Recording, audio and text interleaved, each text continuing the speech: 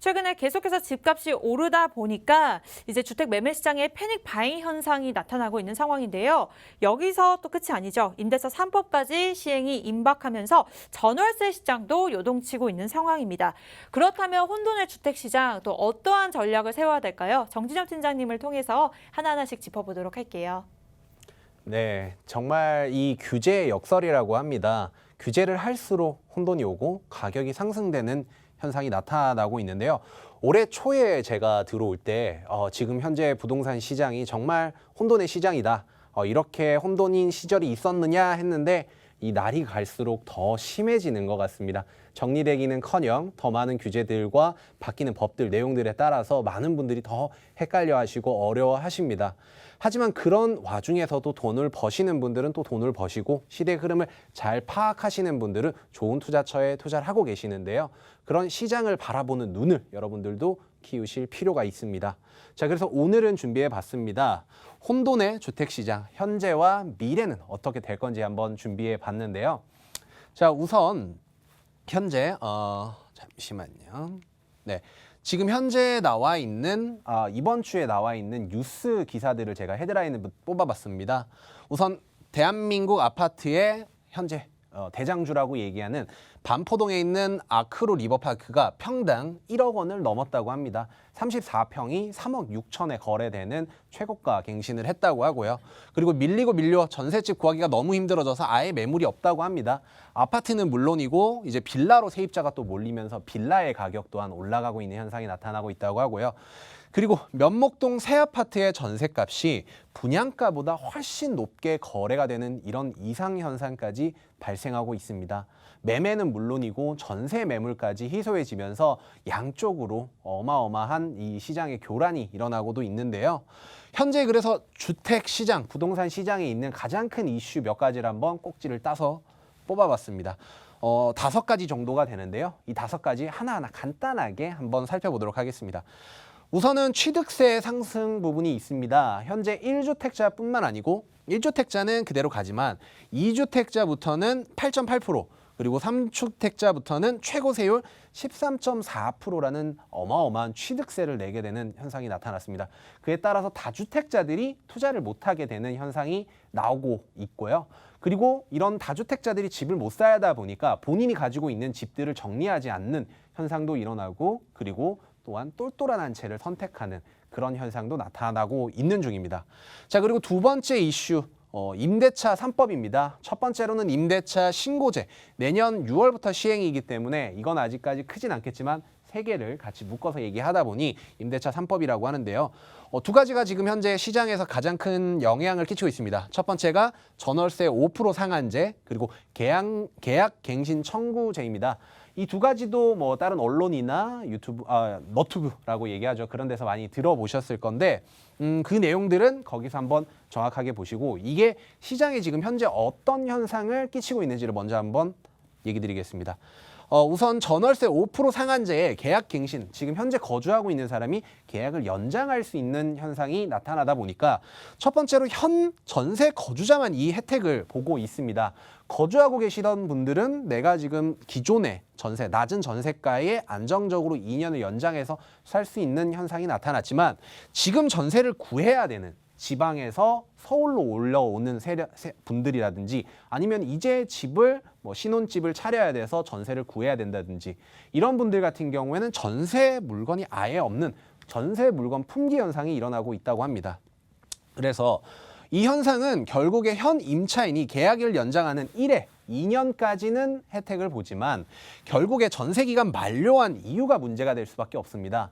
이 보다 조금 그래도 안정적이었던 전세 시장을 들쑤셔 놨기 때문에 사실상 가격을 올리지 않을 임대인들조차도 4년을 대비해서 가격을 올리고 있는 동시다발적으로 올리다 보니까 시장에 현재 나와 있는 전세가가 상당히 높게 형성되는 상황입니다. 자, 이 현상은 사실 많은 분들이 걱정을 하고 이게 어떻게 흘러갈지 뭐 얘기를 많이 하시는데 현재 보면 전세가 상승 요인입니다. 이거는 사실 과거에도 이런 임차법 개정에 의해서 전세 가격이 상승했던 적은 있지만 매매 가격이 이런 임차법 보호에 의해서 내려갔던 적은 따로 없었습니다. 그래서 이게 전세가 상승 요인은 되지만 부동산 가격의 하락 요인은 특별히 보이지 않는다라고 이 정도로 평가하시면 될 것 같고요. 자, 그리고 서울시 아파트 기간별 입주 물량입니다. 현재 이제 과거부터 2000년대부터 쭉 아파트 입주 물량입니다. 이 분양을 하는 물량이 아니고 입주하는 물량에 대한 양을 나타낸 건데요. 꾸준하게 평균적으로 한 이 정도가 공급이 되다가 작년과 올해 그래도 좀 많이 공급이 됐었습니다. 하지만 올해 상반기에 많이 분양이 돼서 지금 남아있는 입주하는 물량이 올해 하반기에 많이 없습니다. 하지만 이게 문제가 아니죠. 내년부터가 정말 문제입니다. 지금 현재 내년부터 입주하는 물량이 평소의 절반 수준으로 뚝 떨어집니다. 과거에 보통 한 5만 세대, 올해가 한 5만 세대의 입주량이 있었는데 내년 입주량이 2만 세대, 그리고 2020년이 15,000세대, 그 2023년까지도 16,000세대 정도가 유지가 될 예정이기 때문에 앞으로 입주 물량 자체가 많이 없다는 겁니다. 아까 전세가가 많이 올라간다라고 얘기 드렸는데 그 전세가가 올라갈 때 이 가격을 낮추는 역할을 하는 게 사실은 신축 입주 물량입니다. 그래서 동네에 원래 있던 시세들보다 한꺼번에 공급되는 전세량 때문에 그 동네의 전세가가 일시적으로 낮아지는 효과가 있기 마련인데요.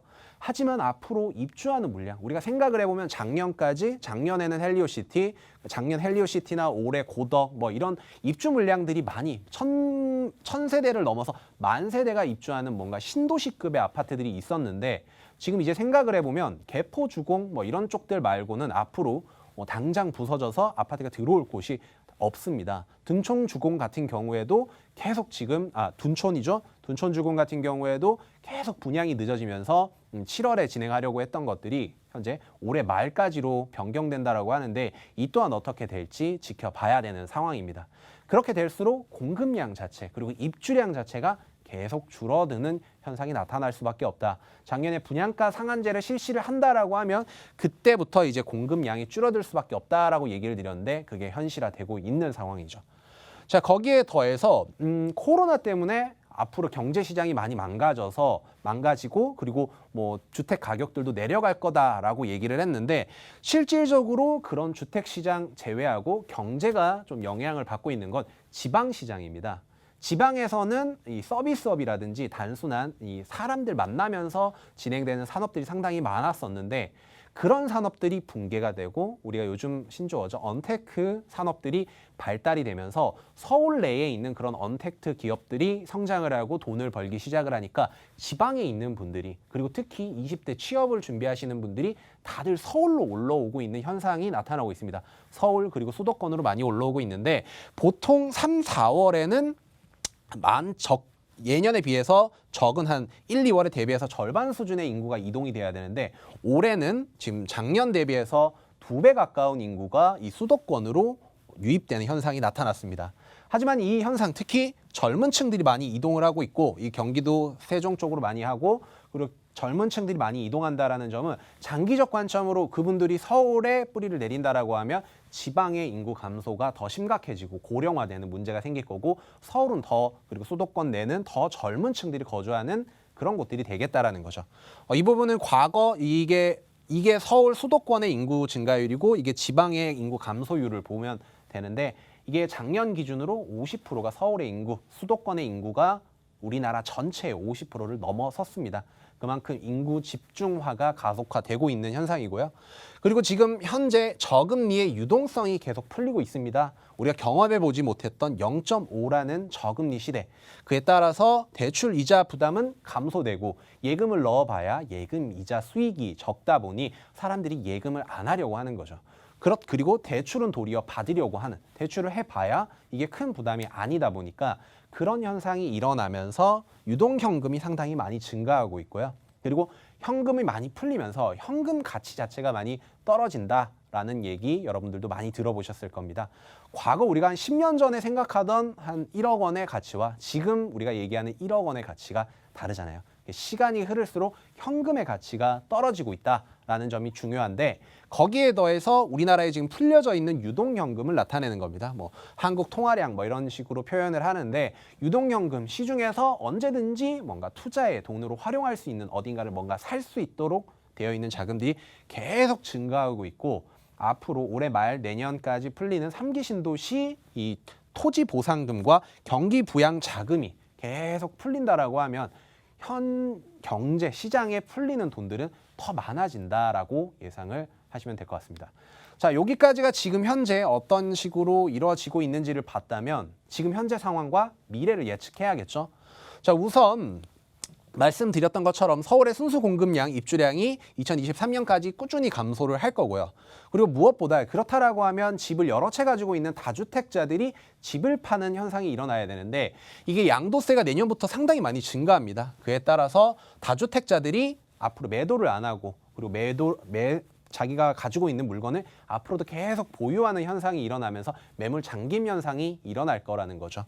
그렇게 되면 지방의 일자리는 감소해서 수도권 인구는 증가하고 지방의 부동산은 다시 매도한 지금 지방의 부동산을 매수했던 법인들이 이 세가 너무 세지니까 내야 되는 세금이 너무 세지니 앞으로 이 매도하려고 하는 세력들이 많아질 거다. 매도세가 많아질 거다라는 것도 얘기를 들어보셨을 겁니다. 그렇게 된다라고 하면 지방에 있는 매도세가 앞으로도 계속 증가할 예정이고요. 그리고 임대차 3법으로 수도권 주요 지역의 전세가가 지금 현재 폭등하고 있는 중이죠. 그렇다라고 하면 투자금 자체가 이 전세가가 올라가게 되면 결국에는 매수에 필요한 자금이 줄어들기 때문에 매수세 행렬이 또 늘어날 수밖에 없다는 겁니다. 그래서 현재 상황이 이러한 상황이고 이를 발판으로 일어날 앞으로의 예상은 수도권 전세가 상승으로 전세 수요 하시는 분들, 서울에 전세 거주하시려는 분들이 그냥 포기를 하고 경기도라든지 조금 저렴한 아파트들을 구매하는 행렬들이 꽤 많아지고 있습니다. 그렇다라고 하면 결국에 매수세가 증가하는 효과가 발생해 버리는 거고요. 그리고 매물의 감소가 된 상태에서 매물 호가가 상당히 많이 올라간 그런 매물만 존재를 한다라고 하면 결국에 그 가격에 매수가 되겠죠. 그러면서 그게 시세를 계속 올리고 있는 현상이 나타납니다. 거래량은 상당히 줄어드는데 매물 가격만 올라가는 약간 기현상이 일어날 수밖에 없다라는 거죠. 자, 그래서 지금 앞으로 예상하는 가장 한 줄로 평가를 하면 지방 부동산 시장은 앞으로 주택은 하락세가 유지될 걸로 보이고요. 수도권 주요 지역의 주택은 앞으로도 가격 상승이 이어질 것으로 보입니다. 그래서 전국적으로 초양극화 현상이 일어날 것으로 보고 있습니다. 이게 제가 지금 판단하고 있는 앞으로 향후 한 1, 2년간의 부동산 방향이라고 예상을 하시면 조금 더 맞으실 것 같습니다. 자, 이런 부분들 관련해 가지고 궁금하신다면 또 전화 주시고 세미나 참석하시면 추가적으로 또 설명 더 드릴 수 있도록 하겠습니다.